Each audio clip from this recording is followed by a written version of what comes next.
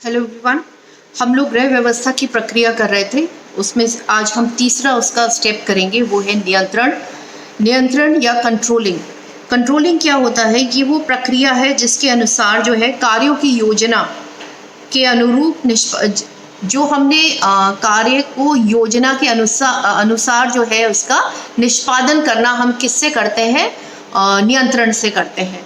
देखिए, हर चीज़ के अंदर एक कंट्रोल होना ज़रूरी है। आप किसी चीज़ को प्लान करेंगे और उसके बाद जब एग्जीक्यूशन पे आएंगे, जब उसके क्रियान्वयन पे आएंगे, तब उस स्टेप पर अगर आपका कंट्रोल नहीं होगा जो आपने प्लान किया था उसके ऊपर, कि हमने यही प्लान किया था, इतना ही बजट रहेगा या इतना ही समय इसमें लगना चाहिए, अगर आप उस चीज़ को लेकर उस पर कंट्रोल नहीं करेंगे तो आपकी प्लानिंग जो है वो फेल हो जाएगी। इसलिए नियंत्रण या कंट्रोलिंग जो है वो एक बहुत ही इम्पॉर्टेंट स्टेप है। यानी ये वो प्रक्रिया है जिससे कि जो आपने अपना योजना बनाई है उसके निष्पादन को सुचारू रूप से चलाने के लिए आप इस जो है नियंत्रण या कंट्रोलिंग की जो प्रक्रिया है उसको अपनाते हैं। ठीक है, अब हम देखेंगे नियंत्रण की विशेषताएं क्या होती हैं या कैरेक्टरिस्टिक्स क्या होते हैं कंट्रोलिंग की। ठीक है, पहला है नियंत्रण एक प्रबंधकीय कार्य है। देखिए, नियंत्रण करेगा कौन? जिसने प्रबंध किया है, जो मैनेजर है, जिसने मैनेज किया है, जिसने प्लानिंग की है।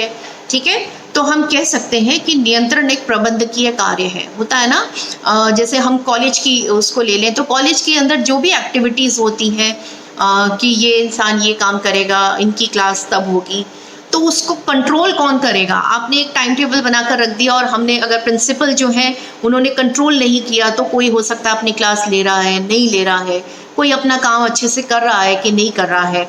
ठीक है, तो ये प्रबंधकीय कार्य है। ये काम किसका है? कंट्रोल करना, जो प्रबंध कर रहा है। या जैसे कॉलेज में हम एक उदाहरण लें तो कॉलेज में ये प्रबंधकीय कार्य कौन करेगा?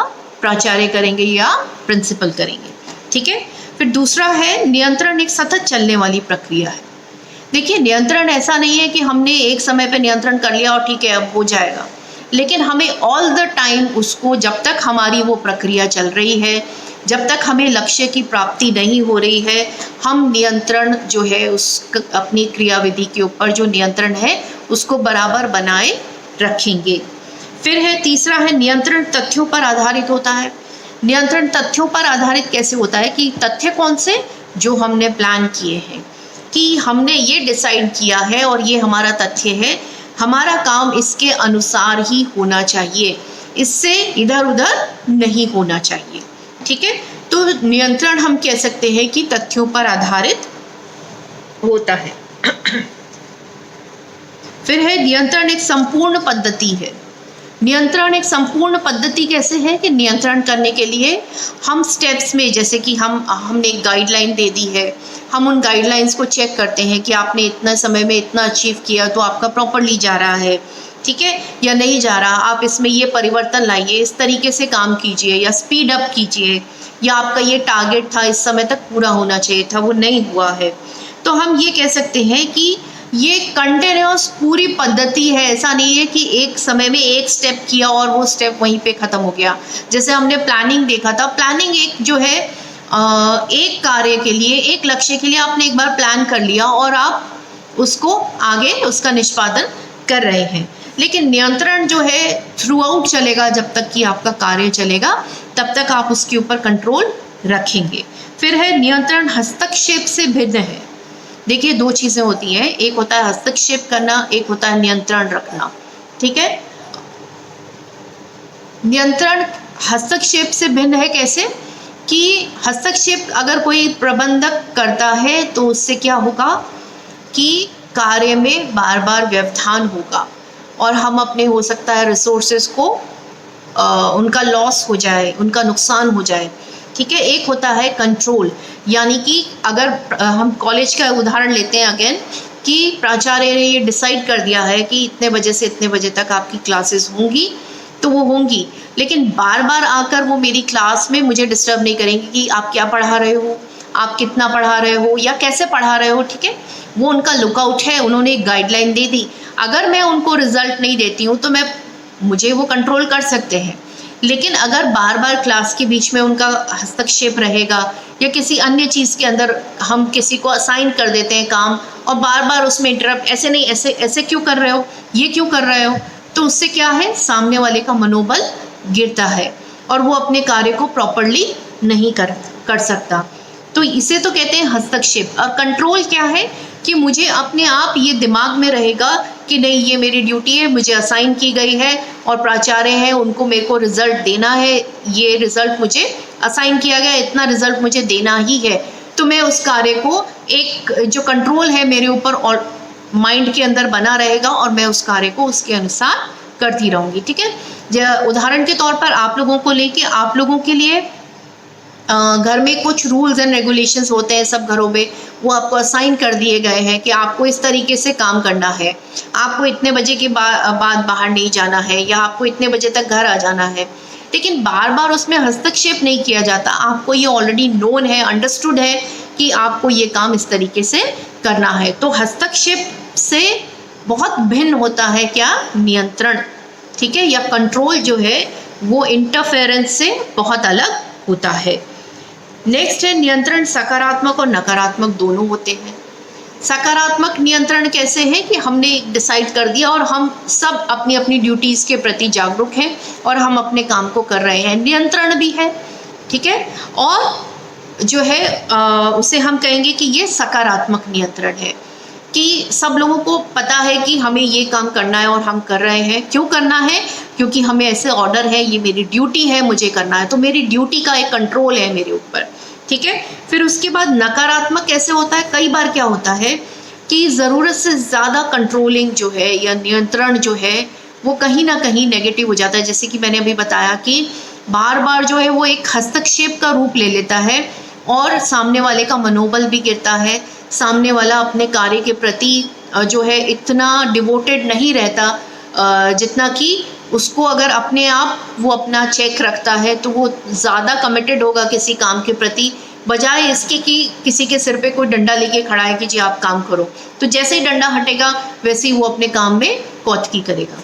तो हम कह सकते हैं कि नियंत्रण जो है सकारात्मक भी होता है। सकारात्मक यानी कई बार नियंत्रण मोटिवेटिंग भी होता है ना, कि हमें एक मोटिवेशन अंदर से रहता है कि नहीं, ये मेरी ड्यूटी है, मुझे असाइन की गई है, मुझे ये काम करना है।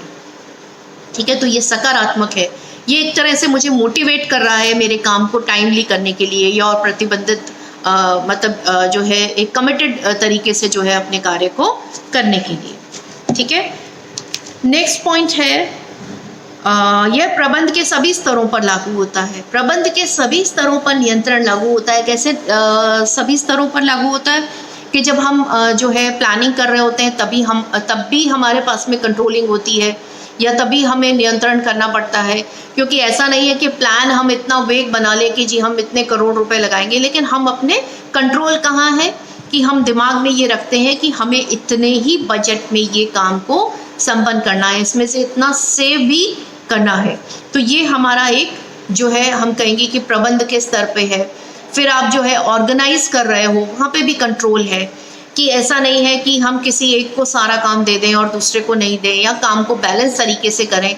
वहाँ पे भी हम कंट्रोल्ड वे में चलते हैं कि किसको कितनी जो है वर्कलोड देना है, किसको कितना काम देना है। ठीक है, तो हम कह सकते हैं कि प्रबंध के सभी स्तरों पर नियंत्रण लागू होता है।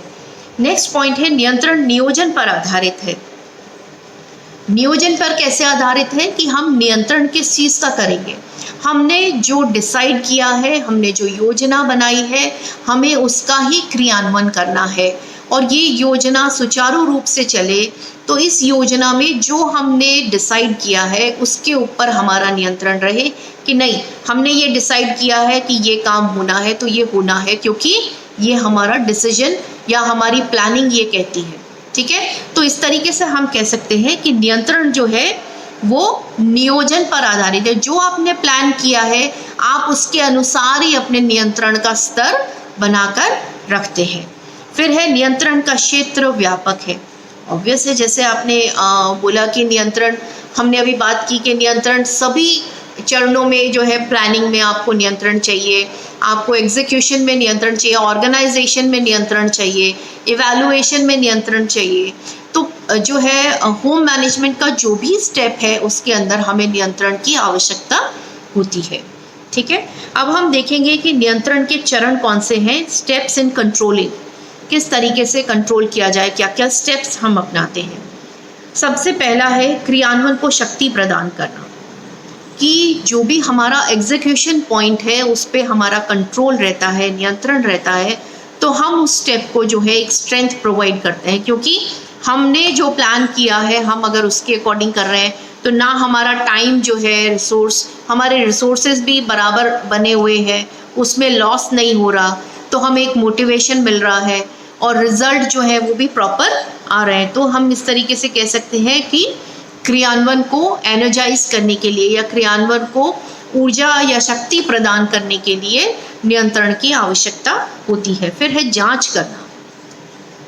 जांच करना नियंत्रण क्या है कि हम नियंत्रण करना बेसिकली हम कंपेयर करते हैं कि हमने जो प्लानिंग में जो किया था, हमने जो नियोजित किया था, क्या कार्य उसके अनुसार हो रहा है, नहीं हो रहा है तो क्यों नहीं हो रहा है, क्या ड्रॉबैक्स हैं, क्या फॉल्ट्स हैं, क्या गलतियां हैं।